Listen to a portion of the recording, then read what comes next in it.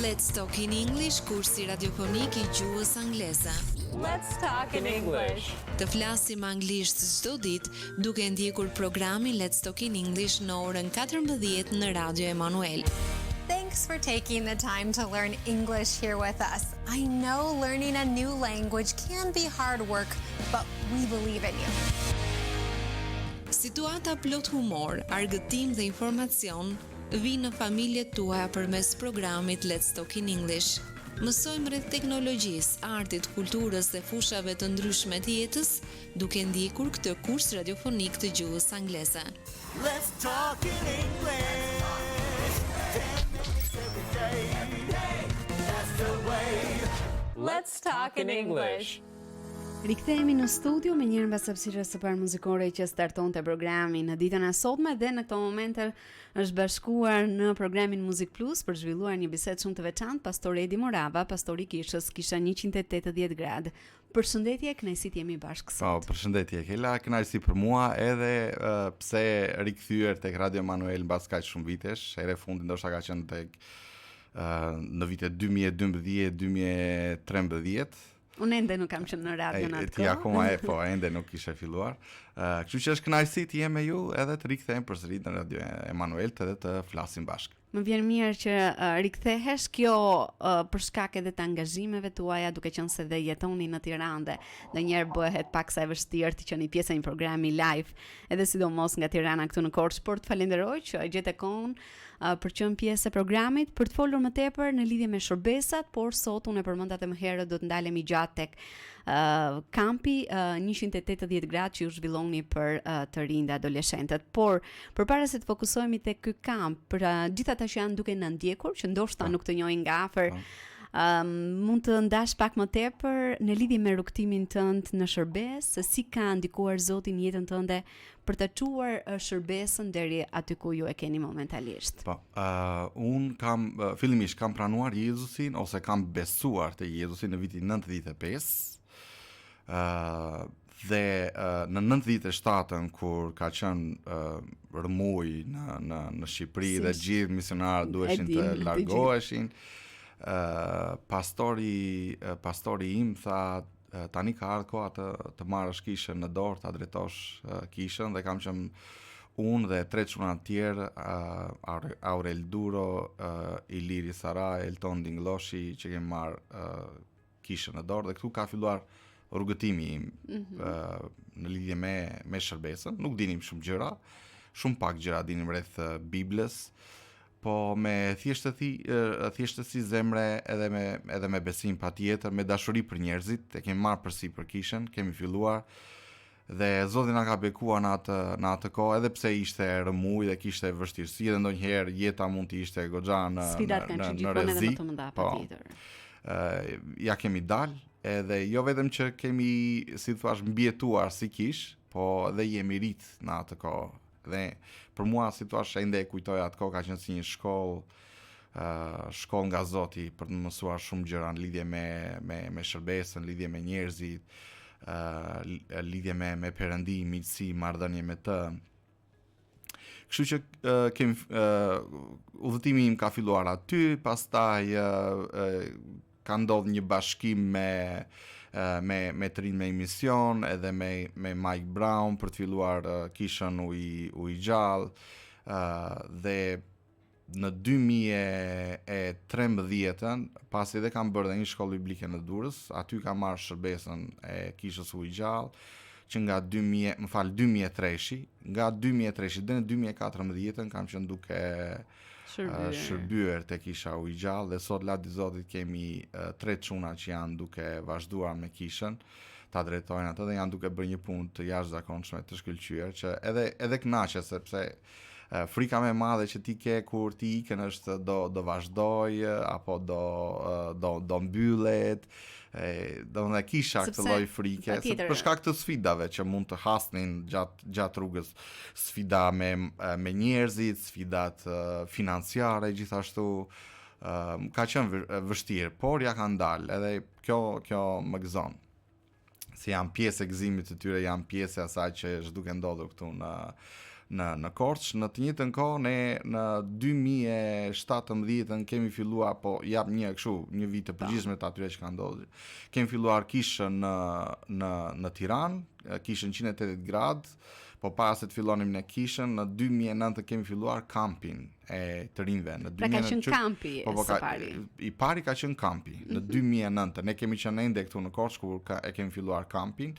Në 2009 ka filluar me 60 të rinj nga qytete të ndryshme të Shqipërisë. Kemi pasur një skuadër nga Anglia e cila kanë qenë ndoshta 20-30 të rinj që vinin nga Anglia për të ndihmuar me kampin.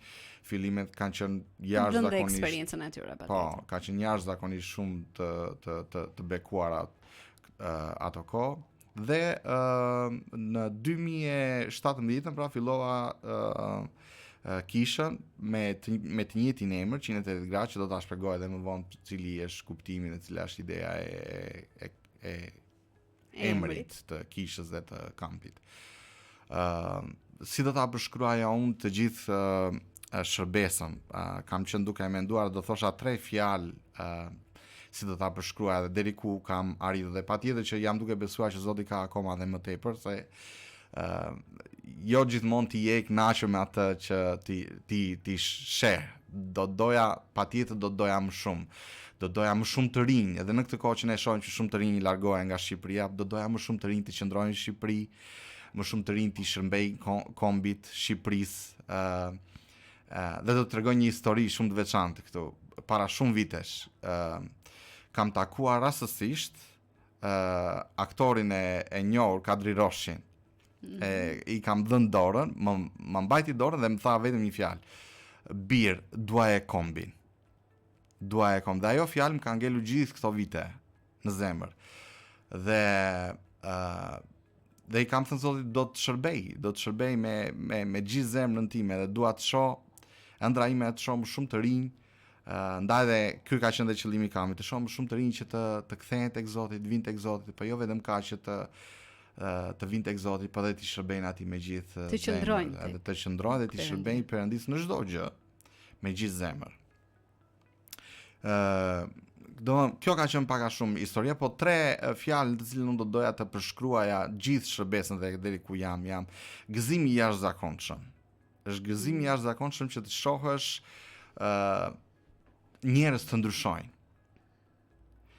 Dhe për këtë unë do doja të përmendja 3 shembulltyra që përmenden në Bibël, është monedha e humbur, delja e humbur dhe djali i plangprishës, dhe në të 3 këto histori po të shohësh përfundojnë me fest.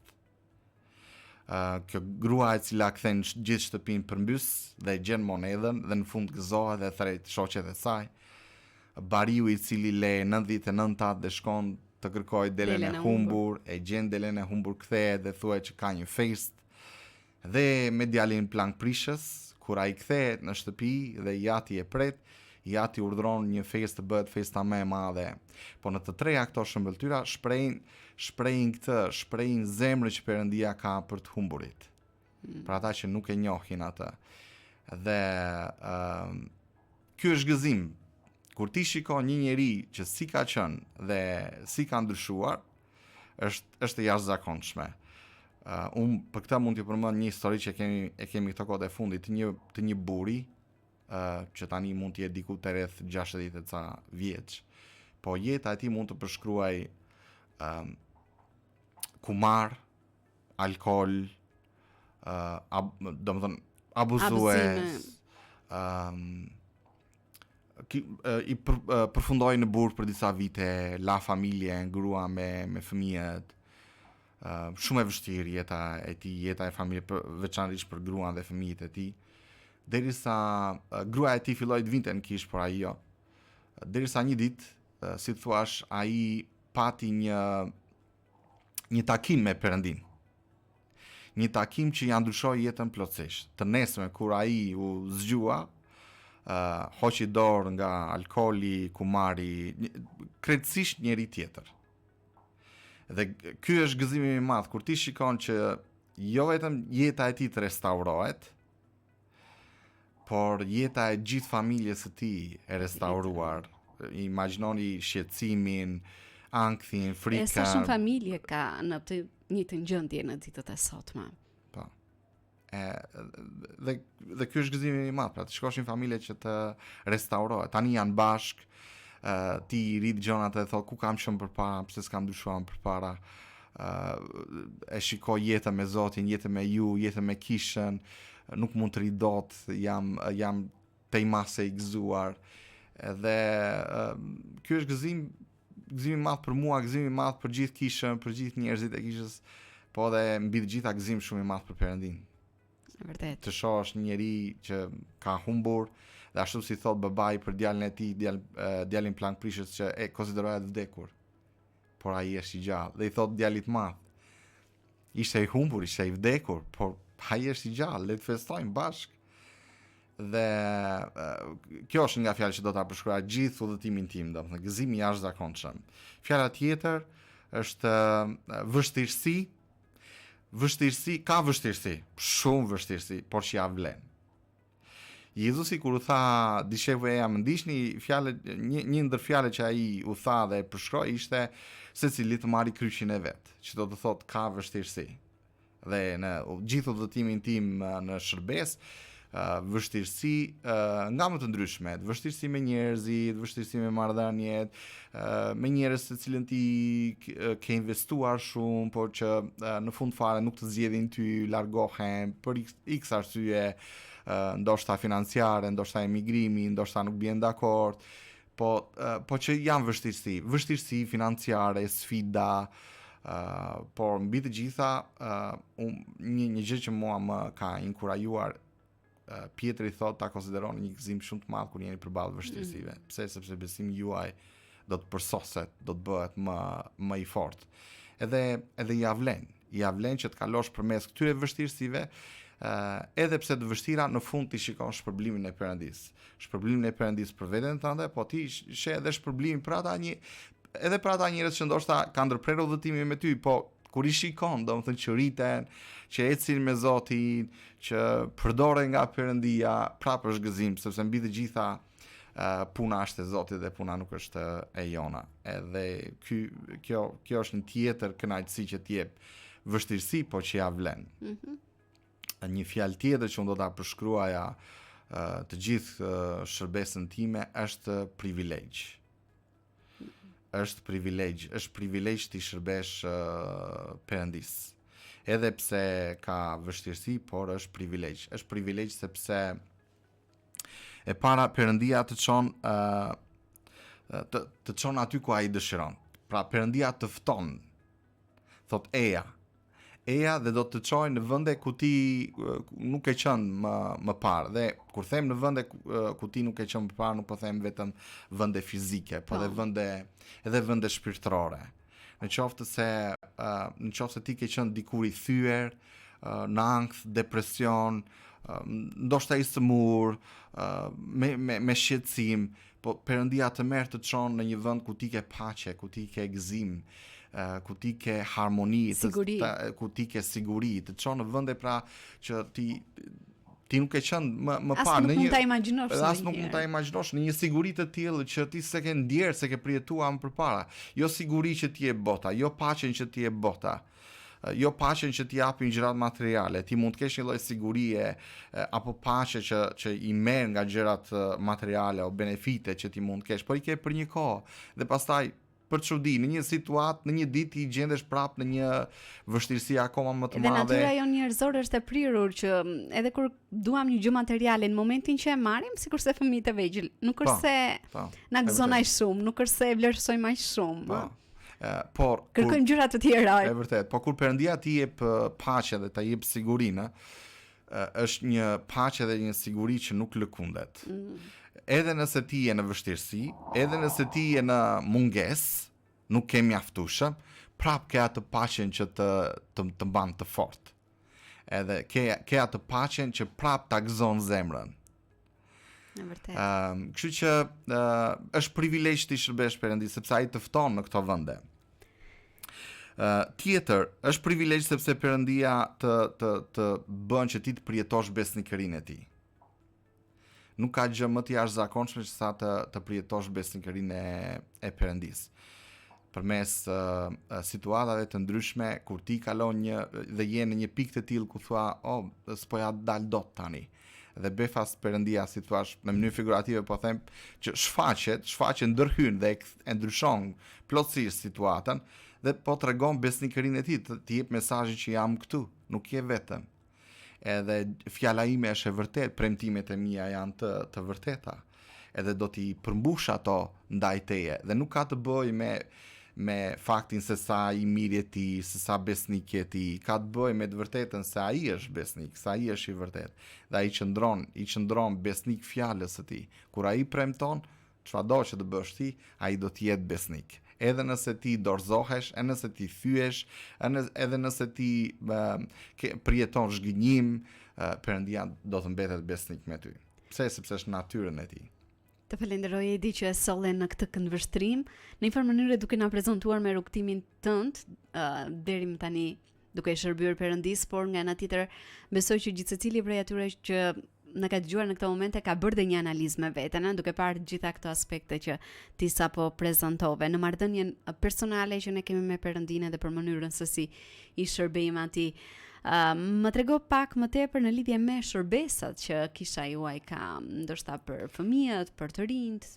Unë po e them në vija trasha, sepse në këtë moment ne kemi përgjegjësi për kishën lokale ku jemi në Tiranë, po kemi përgjegjësi edhe për kisha tjera, që është patjetër kisha Ujë Gjallë në Korçë, është një kishë tjetër që është në Vlorë, dhe patjetër kisha në Tiranë, dhe ne me Artën Udharta udhëtojmë shpesh për të kujdesur për to kisha. E përshëndesim.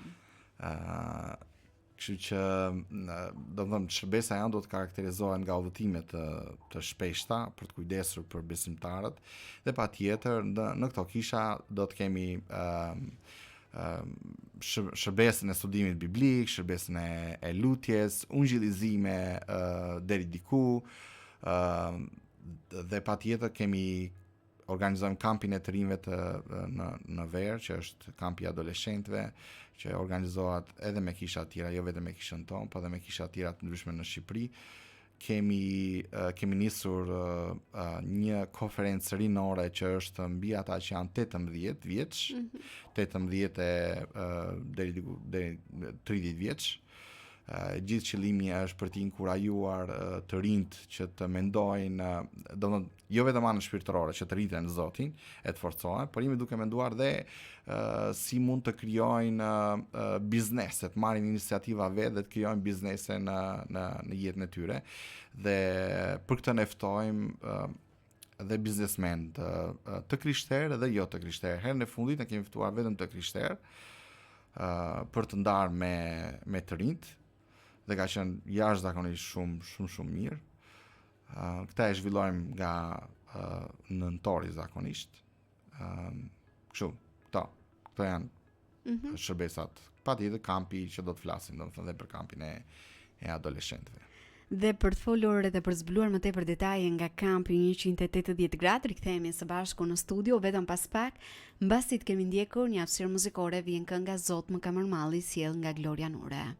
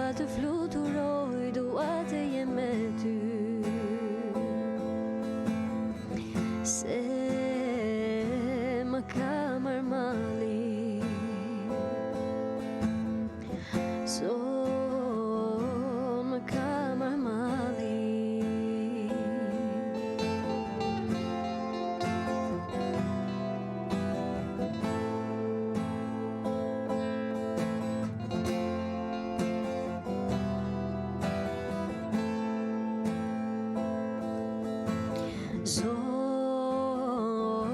më ka marrë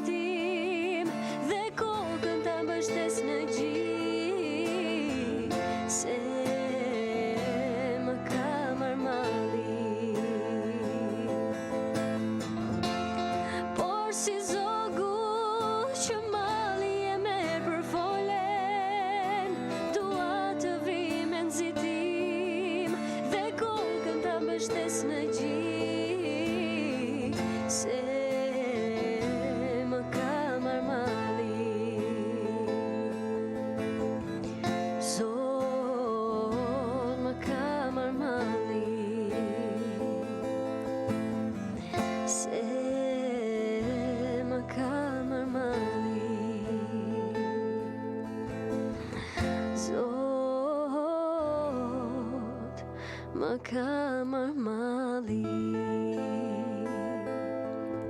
Rikthehemi në studio për të vazhduar bisedën në ditën e sotme me pastor Edi Moravën, pastori i kishës Kisha 180 gradë në Tiranë, por sikurse e prezantoi edhe më herët, përpara se të krijoj kisha shërbeset aty, është zhvilluar kampi me të njëjtin emër. Prandaj, duke qenë se dhe në këtë muaj në Korik jemi në ato punët e kampit edhe në përgatitje që do të keni edhe për këtë vit, trego pak më shumë jo vetëm për kampin, por dua të të pyes së pari çfarë qëndron pas emrit dhe vizionit që përçon kampi apo edhe kisha 180 gradë. Atëre, fjala 180 gradë ka të bëjë me kthim, fjala kthim, kthehu. Dhe patjetër që është shpreh zemrën e Perëndis për të humburit. Një nga qëllimet që ka kampi është për të ftuar jo besimtar gjithashtu. Ne ftojmë besimtar dhe këta besimtar ne inkurajojmë që të ftojnë miqtë e tyre, shokët e tyre nga shkolla, nga rrethi ndoshta nga rrethi i tyre shoqëror, nga lagja, nga të ftojnë një besimtar. Dhe zakonisht jemi munduar, domethënë që të kemi shumicë ta kemi besimtar dhe më pak jo besimtar. Për të mbajtur një këto balanca dhe për të rritur influencën që kanë që mund të sjellin besimtarët. Dhe për në lidhje me emrin, domethënë kjo është qëllimi i parë, domethënë jo besimtar të arrin të dëgjojnë ungjillin, lajmin e mirë, sepse pikërisht për këtë Perëndia na ka thirrur të predikojmë lajmin e mirë. Dhe kampin e kemi parë si një mundësi dhe hapësirë që të ndajmë ungjillin, ta predikojmë ungjillin, dhe ta predikojmë ungjillin jo vetëm me fjalime, predikime, mësime, por ta ndajmë ungjillin dhe nëpërmjet shoqërisë, miqësisë, sepse ne duam, domethënë, që jo besimtar të shohin kush jemi ne. Çfarë besojmë, cilat janë vlerat tona, dhe jo vetëm kaq, por të kuptojnë dhe vlerën që ata kanë për Perëndin, sa të çmuar, sa të vlefshëm janë ata për Perëndin. Dhe ta shohin këtë përmes jo vetëm përmes mësimeve e predikimit, por ta shohin këtë përmes miqësive gjithashtu. Përmes jetës së këtyre të rinj. Por aq pak sa ne jemi aty te kampi, por kjo ka rezultuar që miqësitë të vazhdojnë edhe mbas kampit, miqësitë të vazhdojnë, të rinjtë të vazhdojnë miqësinë e tyre edhe mbas kampit. Dhe kemi patur shumë edhe jo besimtar që janë bërë besimtar dhe vazhdojnë, frekuentojnë kishën dhe qëndrojnë në kishë. Edhe sidomos adoleshentët janë më të prirur edhe për të krijuar ato lidhjet miqësore të cilat i rezistojnë kohës, ndryshe nga për shembull 30 vjeçarët apo edhe më të rriturit. Po. Kështu që emri ka këtë kuptim, domethënë ktheu tek Perëndia. Ky është qëllimi i parë që kampi ka, të shohim adoleshentë që të njohin, ta prekin Perëndin dhe të kthehen tek ai. Edhe qëllimi i dytë është të inkurajoj besimtarët, nëse besimtarët si thua janë ftohtë në dashurinë për Perëndin, më kujtohet edhe një shkrim nga Bibla ku Perëndia i thot njerëz nga 7 kisha tek libri i zbulesës, ktheu në dashurinë e parë. Pra përsëri hasim fjalën ktheu tek dashuria e parë. Nëse për jo besimtarët është ktheu tek Perëndia, për besimtarë ktheu tek dashuria e parë. Nëse të rinj besimtar, si thua janë zjarri i tyre është venitur, kampi është një moment ku ata të marrin përsëri atë shkëlqim, të marrin përsëri atë zjarr për Perëndin, përsëri atë pasion për Perëndin dhe të inkurajojnë që të ecin. Ky është qëllimi i dytë që kampi ka. Qëllimi i tretë është të inkurajojmë brezin e ri të marrë përgjegjësi dhe të shërbej Perëndis nga ana shpirtërore. Se ëndra ime është të shkoj të rinj që bëhen pastor, bëhen mësues, bëhen predikues, mësues të shkollës biblike, bëhen misionar. Pra të kemi të rinj, jo vetëm që të kenë ëndra për biznes, për shkollë, për edukim, të shkojnë të gjejnë një punë të mirë apo të shkojnë jashtë Shqipërisë etj, por të kemi të rinj që ndrojnë për shërbesa frymërore. Sepse nuk do donim të shkojmë në një moment të tillë apo në një kohë të tillë ku kisha nuk kanë më drejtues shpirtëror, nuk ka më pastor, nuk ka. Ne duam që ti inkurajojmë në këtë drejtim dhe ne të rinjve ju japim hapësirë në kamp që çfarë të predikojnë, të mësojnë. Madje do të thosha që kemi patur të rinj që kanë predikuar shumë herë më mirë edhe nga mua dhe nga të rriturit. Gjë që më gëzon kur i shikoj aty përpara dhe kam kuptuar që të rinjt u flasin më mirë të rinjve. Po patjetër. E kuptojnë gjuhën e tyre. Dhe Di sfidat që po, ata edhe kalojnë. sfidat, po kanë fjalorin e tyre, E kanë njohin më mirë njëri tjetrin. Edhe më pëlqen jashtëzakonisht. Madje unë do të tregoj një rast ku një pastor solli një vajzë te kampi dhe ajo predikoi për herë të parë. Nuk kishte predikuar as në kishë, as ndonjë grup të vogël në studim. Thjesht momenti sa i parë ishte kampi përballë gati 150 të rinjve. Dhe pastori sa ishte aty. Dhe ndërsa e ka dëgjuar, në fund të takimit pastori tha, nuk e dija, tha që kisha një gur të çmuar në kishë. Nuk e dija, tha, dhe si ju hapën sy për të parë që shiko, ka të rinj që mund të bëjnë gjëra, ti shërbejnë Perëndis, të bëjnë gjëra shpirtërore, edhe të predikojnë, edhe të udhëheqin, edhe të drejtojnë. Kështu që ky është qëllimi i tretë që kampi ka, domethënë, që përmblidhen në këtë fjalë, domethënë, 180 gradë ktheu tek Perëndia.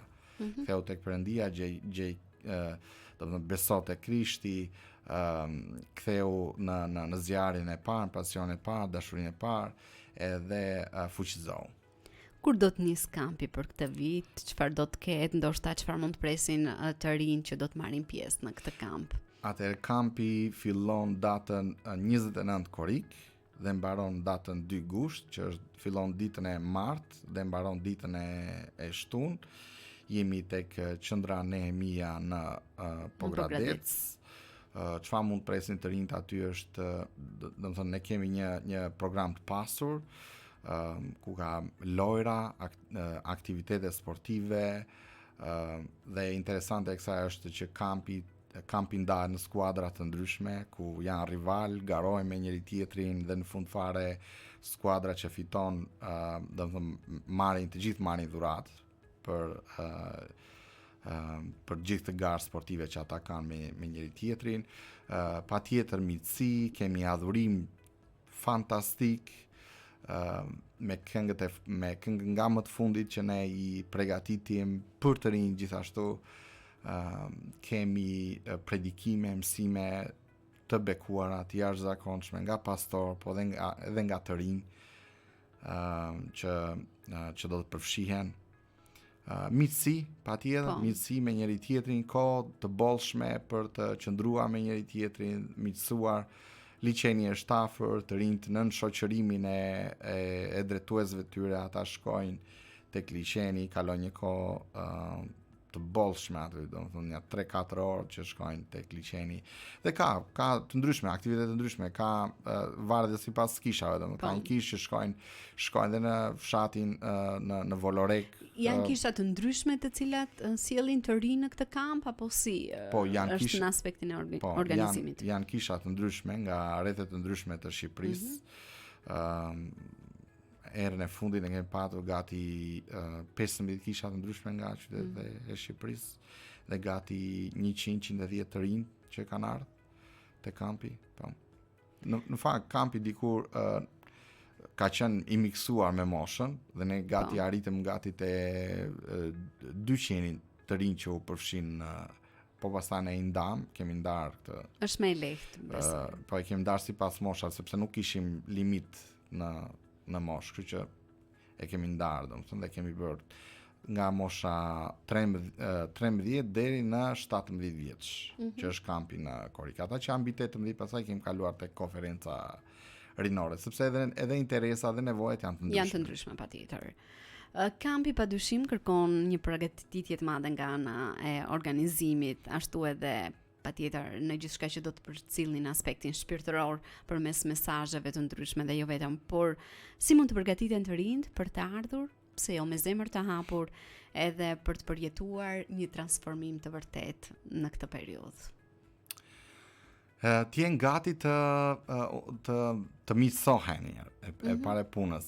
Një gjë që do të doja të inkurajoja të rinj ndërsa vinë dhe bëhen pjesë e kampit. Kampi është vetëm 4 ditë. Dhe ajo që për cilën unë do doja ti inkurajoja të rinjtë është kur ti jeni aty të ndërtojnë miqësi me të tjerët. Dhe inkurajo sepse nëse janë 4 ditë dhe ato ikin shumë shpejt, nuk do të ishte e mira që ti të jesh aty mënjan dhe si thua ti izoluar, se ka dhe të rinj domethënë që jo kanë ndoshta pak më të vështirë që të përshtaten me grupin. Por unë do të doja ti inkurajoj të përfitojnë sa më shumë, të miqësohen, të ndërtojnë, të kenë miq të rinj, të krijojnë miq të ri, të ndërtojnë marrëdhënie, të kënaqen sa më shumë, të argëtohen sa më shumë. E dyta të vi me një zemër të hapur për Perëndin, sepse Perëndia ka dëshirë të komunikojë, të flasë me ta, dhe Perëndia ka dëshirë të shfaqet në kuptimin të tregojë sa i mirë, sa besnik dhe cili është mesazhi që Perëndia ka për ta. Dhe të marrin sa më shumë në kohën që kemi adhurimin, në kohën që kemi mësime, predikime, dhe të marrin sa më shumë nga kjo. Edhe patjetër të përgatiten fizikisht sepse ka shumë lojra sportive. Sikurse janë të nevojshme patjetër për të rinjt. Ndoshta edhe diçka për gjithë ata që janë duke na ndjekur dhe duan të jenë pjesë e këtij kampi. Jemi thuajse në fillim të muajit dhe kampi do të jetë në datën 29 Koriknis, sikurse ju e prezantuat. 29 Korik. Si mund të bëhen pjesë e kampit edhe çfarë duhet të përgatisin ata ndoshta ose procedura që duhet ndjekin? Atëherë në faqen tonë të Kishës 180 gradë ne kemi postuar videon e kampit dhe tek video si për videos keni dhe linkun e regjistrimit. Ku çdo njeri që ka dëshirë që të bëhet pjesë e kampit, ai klikon tek linku dhe bën regjistrimin, po edhe përpara se të bëjë regjistrimin ne inkurajojmë që të flasim me pastorin, nëse është individ. Nëse është individ, duhet edhe është antar i një kishe, duhet të komunikojë me pastorin, edhe aty tek formulari duhet të ketë dhe leje nga prindrit. Kur vjen në Pogratec, ai bën dhe pagesën prej 4.500 lekë të reja. Dhe nëse është thjesht një individ i cili nuk frekuenton një kishë, atëherë mund të bëjë regjistrimin online, patjetër. Ne do të rikthehemi në studio për të fokusuar edhe tek diçka tjetër në lidhje me kampin, por edhe pse jo një mesazh për gjithë ata të rinj që janë duke na ndjekur, por në këto momente shkëputemi për të dëgjuar një tjetër hapësirë muzikore, vjen kënga Unë do thur lavde, kënduar nga Çimi dhe Nisa.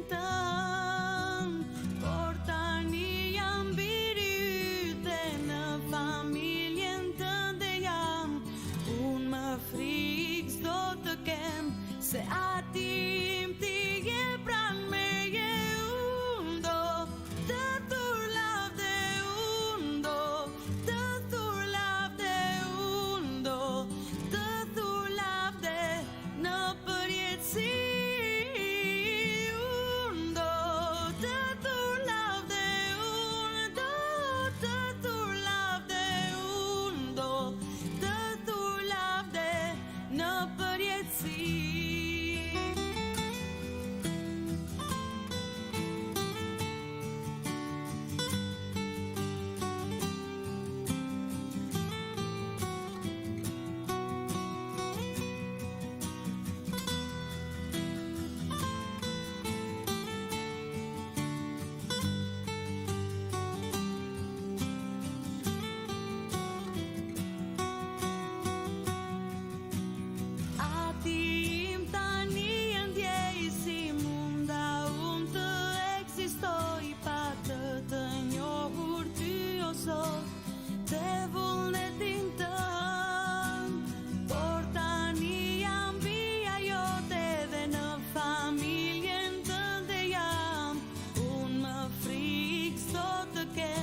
Se atim ti je pranë meje, unë do të thur lavde, unë do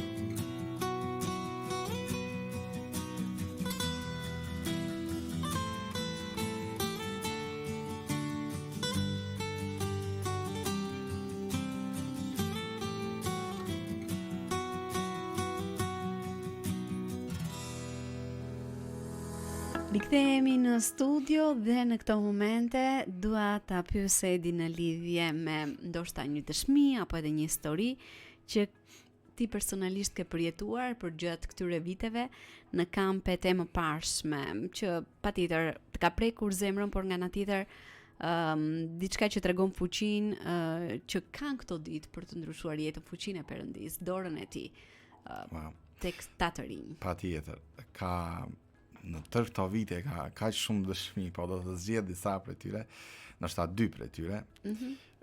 Një është e një çuni, vinte nga Tirana, po kur ai erdhi në kamp, qëndronte vetëm, i izoluar, gjithmonë i mërzitur, edhe ishte edhe, si thua, edhe pak rebelues në kuptimin që ose të gjithë përfshiheshin në aktivitete sportive, të gjithë kërcenin në adhurim, ai dorinte ulur në karige, do shikonte vrenjtur, me habi, qa është kjo, qa po ndodh, pse i bëjnë këto gjëra.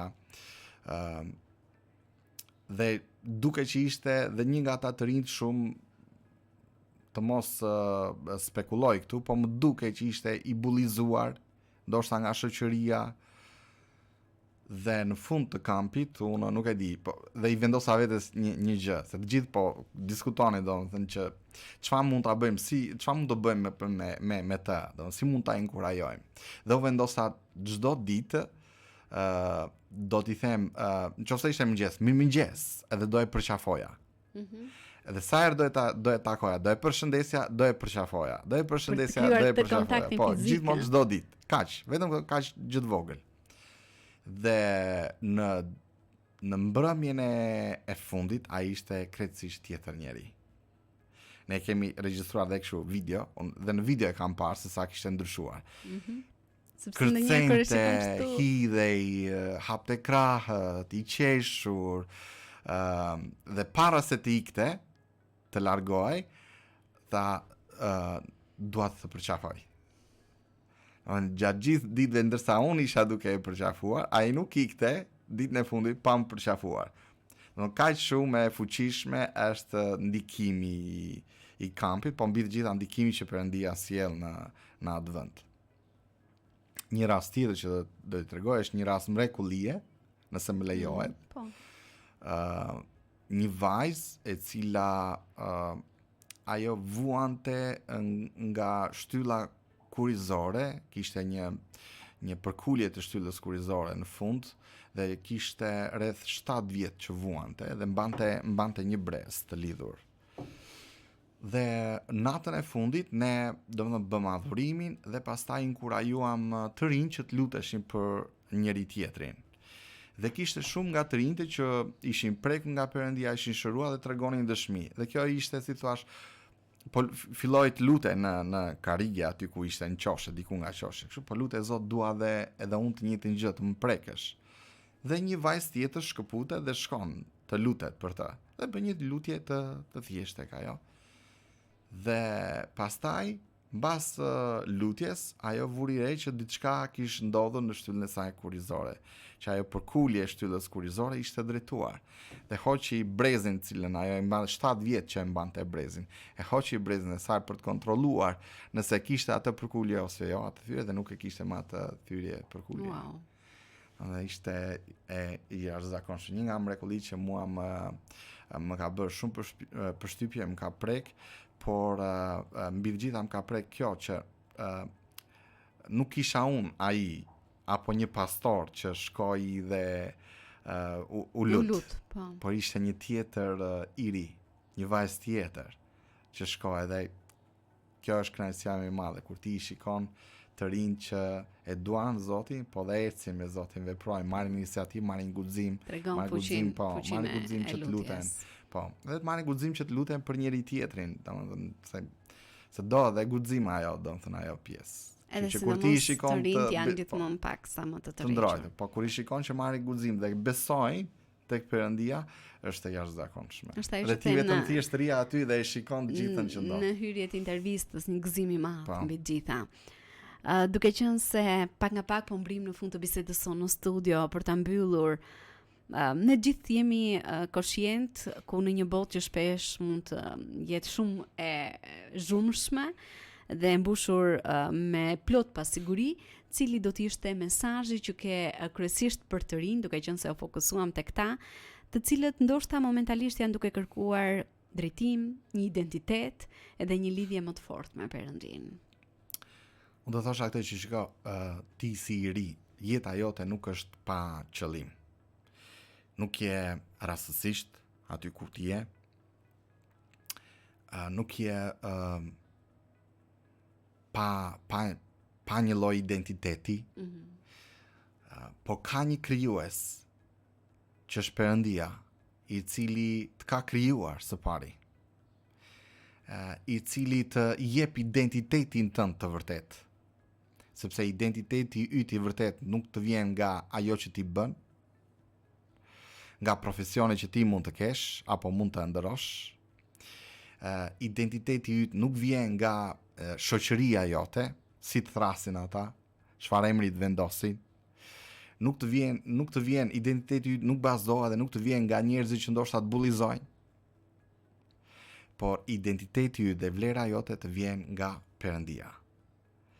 Një identitet që e transformon jetën tënde. Dhe nëse do ta zbulosh, nëse ke dëshirë të zbulosh identitetin tënd të vërtet, qëllimin tënd të vërtet në jetën tënde, eja tek Perëndia, eja tek Jezusi, jepja zemrën Jezusit, besoje atij dhe qëndro deri në fund. Edith, falenderoj vërtet shumë për gjithçka që ndave në ditën e sotme. Ishte kënaqësi e madhe të ishim në një bisedë për të zbuluar edhe më tepër, jo vetëm në lidhje me kampin 180 gradë, por pse jo për të përcjellë mesazhe shumë të rëndësishme, inkurajuese, kryesisht për të rinjt në ditët e sotme. Kela shumë faleminderit për ftesën, ishte kënaqësi dhe shpresoj që ky mesazh të preki të rinjt edhe t'i ftoj të rinjt që të vinë tek Jezusi, t'i besojnë atij. Se mbi të gjitha ne çdo gjë që bëhet, gjithë shërbesën që ne bëjmë ku jemi, kudo ku jemi, është për lavdinë e Perëndis, lavdinë e Jezusit. Amin. Dhe për ta mbyllur edhe një herë për gjithë ata të rinj që duan të jenë pjesë e këtij kampi të veçantë, kampi 180 gradë në Pogradec, pra Nehemia në Pogradec, mund të bëni regjistrimet përmes platformave në rrjetet sociale online, i cili do të nisë në datën 29 korrikë. Po, mund të kërkojnë online Kisha 180 gradë, do të kërkojnë në faqen kryesore dhe aty mund të gjejnë edhe videon edhe linkun. Dhe për gjithë të rinj që janë pjesë në Kishe, shumë lehtë mund të kontaktojnë me pastorin e tyre dhe më pas mund të vazhdojnë regjistrimin. Të falenderoj dhe një herë Edith, uroj një ditë mbarë në vazhdim. Ishte kënaqësi të ishim së bashku në ditën e sotme në programin Muzik Plus. Miq, ne do të vazhdojmë edhe disa minuta në vijim për të ndalur tek informacionet të tjera dhe pse jo për të ndalur tek rubrika Artisti i Ditës, por në këtë moment ju ftoj të ndiqni këngën Jam në shtëpi me Atin, kënduar nga Marcel Fierajn.